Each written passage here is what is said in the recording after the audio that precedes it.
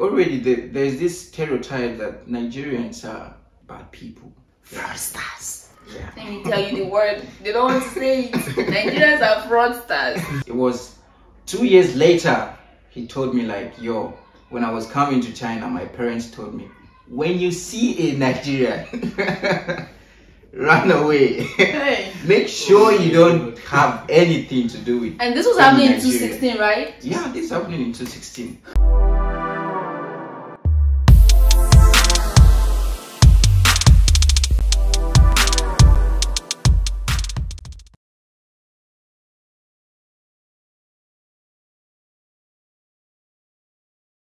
Okay.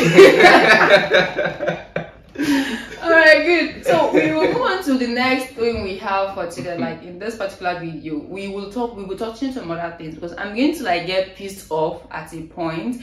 When I came to China, before you know it, people were like, oh my, send us money now, you know they grew. I said me, I heard I want to travel abroad. Money grows on trees. But China is somehow very different from other countries. Right? It's not somehow. It's absolutely totally different from every other country. So different. Do you know that China celebrated their own New Year in this February? You and I celebrated New Year in January. So everything is totally opposite, different from other countries. Those in Canada, those in the US, they have opportunities. Like the government made good plans for international students. Yeah.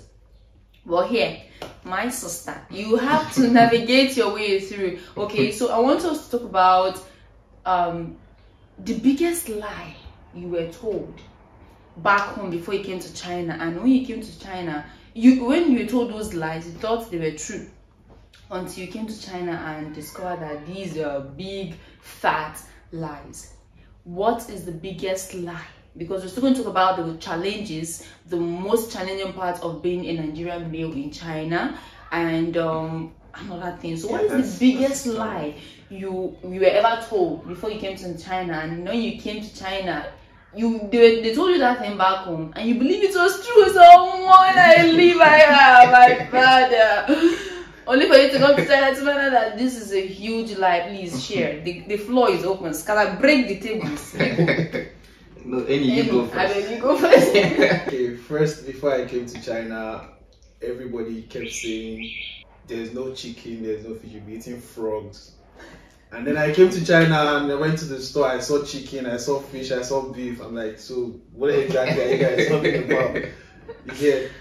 So that's one, and I think the whole karate. Then if you look for trouble, right? Look for trouble. So, but yeah, those are like the two major lies. I think if I remember another one while he's talking, I'll just drop it. Oh, okay, good. I think it's almost the same thing with what he said, but a little bit different. Okay. One thing that I thought, or what people said, like, you go to China, this is what you're going to find. I thought Shanghai was the capital of China. Really? Yeah. Whoa. Oh. Yeah, I didn't, before coming to China, I didn't know much about China. To a certain extent, Shanghai is more popular than other cities. Yeah. So Shanghai is the capital of China, and then that Chinese people eat everything on the planet.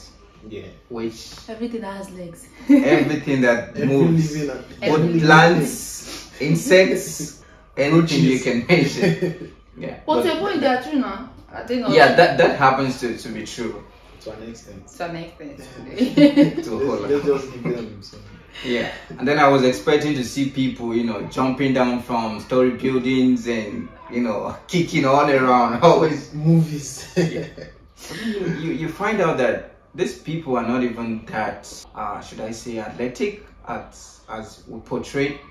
And then they're not even that physical, like, Yeah, aggressive. They're not that strong. They're not even strong, sir. What is wrong with they're lazy? They're lazy. So, yeah, that's probably one of the other things. Well, for me, before I came to China, I heard that when you come to China, you're going to find a job. Because for me personally, I came here to study. Amen. Amen. But I also came here to hustle. Though. If you even know me back home, you know I've been a hustler. Alright, honestly. So I came here to study and also get some make money. Yeah. And make my parents proud. Forget all those things. Everybody coming here to study. I'm here to forget that. We are looking for a way to fly out. So we want to study, yes. We also want to make money. So before I came, I heard anyway that when you come, you're gonna find jobs everywhere. Remember this guy with the Maya? But the man once made a video, because I used to watch his YouTube videos back home before I came to China. He made a video about the kind of the jobs you will find as when you come to China. He talked about a lot of things. So when I came, I thought it was going to be like that, but unfortunately for me, it was not so, because my own school said, since I'm the only black human being walking up and down the school, they track me, they track my movements, they are only after my protection anyway, my security. But in a way, it's telling bad on me, because I don't have any other opportunity to, like, you know, start to make moves. To make moves, maybe look out for all these jobs thing. It's illegal anyway to work in China. To look out for all these things to help you survive, right? I have to be creative to bring up other ideas and on what to do, and smart. What are other things to do, at least to keep you up, or to help you make your family proud.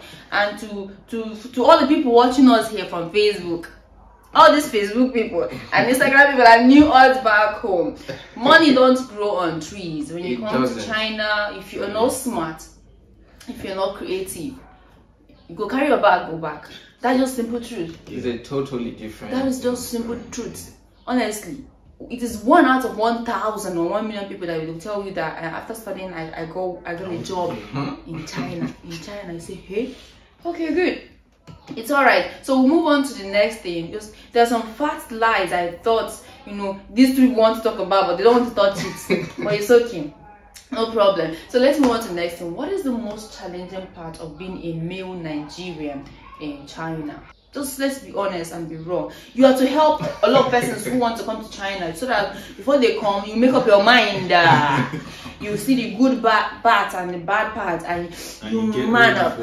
You man up and come, because Nigeria must survive everywhere. You get the point now. So please, let's start with, who do I start with here? Anyone can just start. Okay, let me go. Okay. No, the being a Nigerian already, I think it just has to sink in to you that it has to be a struggle wherever you go. And China, if you ask me, is if in the ranking, China is #1, where you face a lot of difficulties. When I say difficulties, like real hard time. Because firstly, as a Nigerian, when you meet someone, or even the school to a certain extent, you know, they don't trust you. They don't. Capital letter, they don't trust you. Why?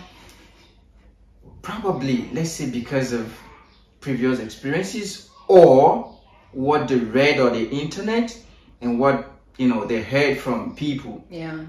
Because I remember when we first came around 2016, we all knew in China there's this Tanzanian guy, you know, we arrived the same day in school. So we started talking, and then later on, you know, where are you from? Where you're from? Nigeria.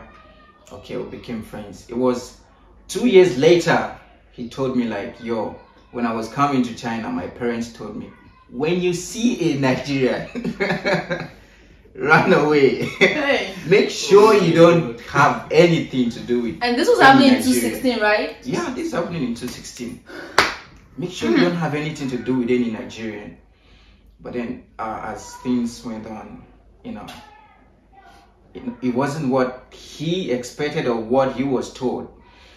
He never been a person, whenever he's going home, he leaves his keys with me and, you know, his belongings. So, being a Nigerian, it's, you're supposed to up your game, you know.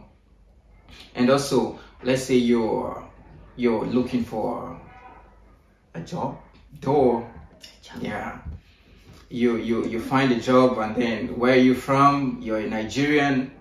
Nigerian. You really are. You really are.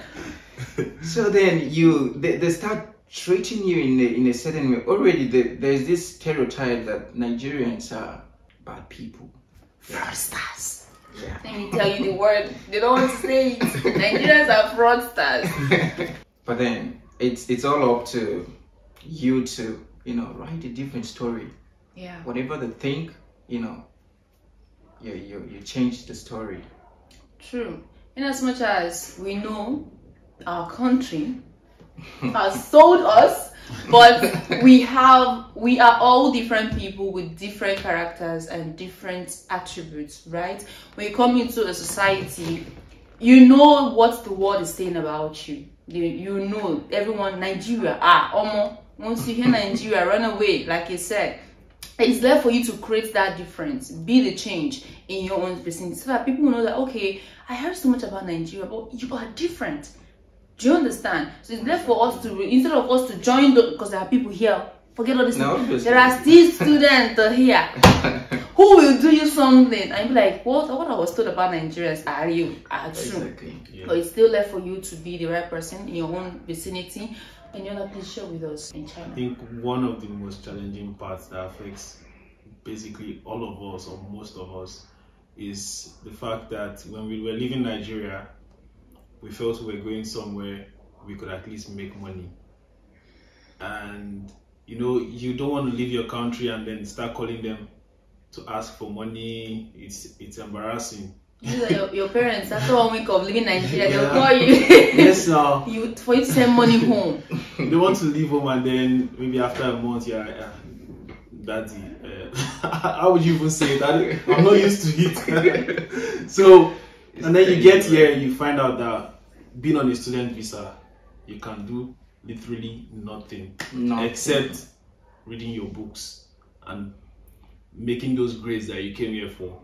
So, and living here without any money. Without any money. So it now boils down to you doing the illegal to be able to survive. When I say the illegal, I don't mean the illegal. I mean working in China is illegal. So you now have to be smart about how you go about getting a job in China, because literally everything is monitored. So everything is monitored. You know. Except they don't want to get you arrested. Yeah. Except you are just that lucky or blessed to not want to be arrested. But I think they just don't want to get you yet. They know what you're doing, and they know where you're doing it. They know exactly where you are. Your conversation is monitored. Your movement, you're buying a train ticket, they know wherever you're going, they know. So it's really, really challenging. And as Nigerians that we're coming from a very tough society back home. So we're used to it. We're used to watching over our backs, our shoulders, looking behind if anybody is coming. Because even back home, these things happen where people want to bring you down. So, and here in a society where the government literally doesn't even want you to elevate, you just have to be smart about it. So it's really challenging. Honestly. And another thing is they think Nigerians have money like that. Yes, I was going to mention that. I was once told that I look like an arrogant, spoiled brat whose father is very wealthy. Wow. In my school, I said, wow. When I was giving that kind of, what would I call it, accolade or compliment, I got to up my game. Because I know where I'm coming from, but this is like saying as if I have all the money in the world. Please talk. Yeah, so, you know, in regards to that, you know, amongst other people, maybe mostly other Africans, when they see you're in Nigeria, wow, you're in Nigeria? Well, bro. You know, exactly. Whenever you guys maybe have a get together or you go out, they expect you to pay the bills. Yeah. You know, and then when you're like, since squander guy. And then maybe you're a different Nigerian, they've met the other Nigerians, and then you're like, yo bro, you pay for your bills, I'm paying for mine. They're like, yo bro, you're in Nigeria, come on. I don't look like Nigeria be saying. You don't switch to PG. It's not serious. When he's serious, he goes speak PG. You're not serious. You know, sometimes you're even going through difficult times, but they don't believe you. you know, I remember I asked a friend, like, there was this time I really needed money. I couldn't get money. I asked him, yo, can I get 400 RMB? Should I give you 400 RMB? I'm like, yeah, I just asked you, bro. You're like, man, what you are like? And I really needed that money, but to him it was like, I'm joking. 400 RMB. For me, it was a lot of money that I needed at that time. But for him, it's like, you, 400 RMB. In Nigeria. Are you going to pay me back? You're trying to scam me. So maybe not even apart from that, maybe he's thinking you're joking. He thought I was joking. Broke. You're in Nigeria. Nigerian. Yeah. So it's really from what we are extracting from these two noblemen is that being in Nigeria is very tough for you to get a job. It's very tough for you to survive because everyone thinks you're rich. It's very tough because everyone thinks you're fraudster. That's true. It's more hard on men than it is on women. I just want you to really zero your mind. If you really have interest on coming to China, make up your mind that, see, I'm coming to China and I'm going to be creative. I'm going to create wealth for myself. If you really want to work as a teacher in China using a student visa, it is illegal to work as a student. No matter any kind, whether it's nanny job or company work or teaching job, or you have to be creative. You have to be really creative. If not, except maybe you want to come to China and you want to join Sinzu money there, you want to start doing all those illegal things, going into fraud, you understand? Which if you are caught, if they catch you, I feel very bad for you. Even teaching, when they catch you, get arrested, it's a lot of troubles for you. Yeah. Let alone, at least you first get to jail. You getting arrested for doing, and I think you'll be faced with deportation. And if you're on scholarship, they'll collect it first. Yeah. Then they will deport you back to your father. Then you know that village people have finished work. And even if you have 4 months left to graduate, they don't give a shit. They don't. You're going to be sent back home. People don't care. Your school will even deny you. Even if it's 2 days to your graduation. Honestly. And these people love rules. When you want to complain, the rules are rules. They don't even want to consider you. They'll tell you rules are rules. So when you come to China, you just have to zero your mind. If you want to be a very good child of God and a very good patriotic citizen of Nigeria, when you come here, my sister and brothers, face your studies, graduate and go back home. And when you're going back to a place where maybe your father knows somebody that will give you a job, or you go back there and start selling all those things that we used to sell online on WhatsApp. Patronize me and all of that, or maybe you look for a way to leave this country to another ahead. The main diaspora. Okay, so I'm really seeing that we are having a lot of fun, and these two people are really fun to be with. Honestly, forget it. They stay online classes.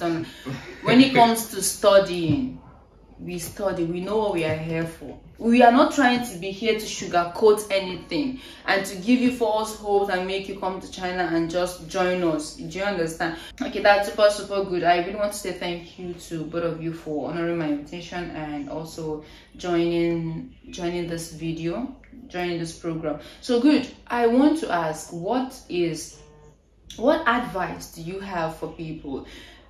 Before we go into that one, if you know you applied for scholarship or you are planning to, if you apply for scholarship, that means you should be ready for next session, which is in March, right? Or if you're planning, you apply for the September one. Is the September one open? No, not yet. It should be around June, July, right? June, July. If you're applying for these 2 sessions, like this scholarship, whether it's from Confucius or government, provincial or school, university scholarship, you just have to make up your mind that you are not sure you're coming to China, because I know you're looking for a way or two to run away from Nigeria and come to China. We really want you to come to China, okay? But we are not sure you are coming to China as it stands today. This coming session, semester, forget it. September, we are not sure. We are not sure, because except this country, because China is one of the things I must give it to China is that they are working hard to cope with this whole virus thing. They're working hard to make sure that their people are safe, and those who are to come into their country don't bring it into their country. Because when this whole thing came up in 2020, it's killed a lot of persons. though the media will not tell you that. So they're trying to best make sure they curb it. So you can only exit China right now, but you can't come into China. You cannot come into China. So if you exit, au revoir. If you exit, I'm not sure there's any plan or any hope of you coming back again. But why would you exit in the first place? But that's the thing. Even if you graduate, and you know, especially for Nigerians, we're talking for ourselves, Abi. If you graduate and you don't have any other place to go, and you want to go back to Nigeria, personally, I'll give you a sincere advice: look for 1 year Chinese course. Exactly. Register and keep studying Chinese. You will use that 1 year to buy yourself time. Buy yourself time to either leave this country for another country, or buy yourself time to build up something back home, to set up something, you know, to get a job back home that you know that once you're going home to meet this job. Because you know, living in Nigeria as at this time is terribly hard. It's very tough. It is very tough. So we no go lie to you. We no go lie for you. I think you can also say you can buy yourself time if you're blessed enough to get a working visa. Or entrepreneurship visa, then that's the oil money. Yeah. But those ones still are expensive, because you know you have to pay. You have to pay for something. If you want to talk about this business visa, work visa, entrepreneurship visa, do let me know in the comment section below, or you come into our various Instagram handles and ask us those questions, or just let me know in the comment section below so we can create another video that will treat that one. So we're going to seize this opportunity to ask them, because I think this video is almost very long and I wouldn't want to really keep us so long here, because other videos are still going to come. We're still going to talk a lot about China, about Nigerian students in China. But please, I want you to help me advise my viewers, because for anyone to have clicked this video to watch is probably looking for something. It's either they want to come to China, or they are confused about coming to China, or they want sincere advice. So please help me advise them. What do you tell that Nigerian student who can't wait for next semester to come to run to China? What do you have to tell them? I mean, Nigerians in Nigeria, not Nigerians in China right now. What do you have to tell them? What is sincere advice you just have to tell them? And also, what advice do you have for someone who is looking forward to coming to China? Okay, you go first, Jenny. Okay, first off, I would say China is actually a nice place to be. It's actually a nice place, security-wise and other things. But if you have it in mind that you want to come to China, based on everything we have said, you have to be mentally ready for it. Because if you're not mentally ready for it, well, another reason why I'm saying mentally ready, because a lot of people went through depression during the whole lockdown last year. A lot of people went through depression. And if you're not mentally stable or ready, you cannot approach some kind of things that will come your way in China. And also, you also have to be ready to take unexpected pictures, because you could be on a train and people are just taking pictures of you and videos and you can't get mad at everybody.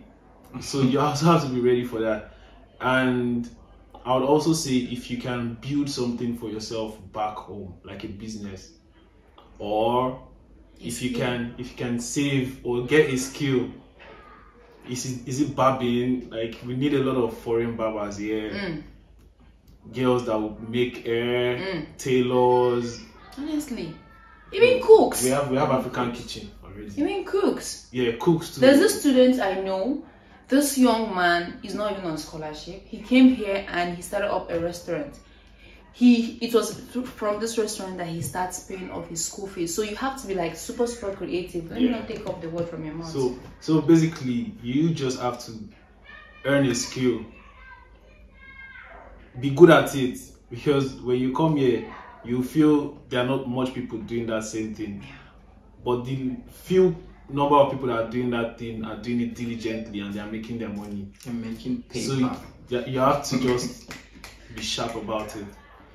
I think that's all for now. Okay, for me, I would say first you need to, change your mindset. Anything you've been told about China, or what you think you know about China, I'm 99% sure is totally different.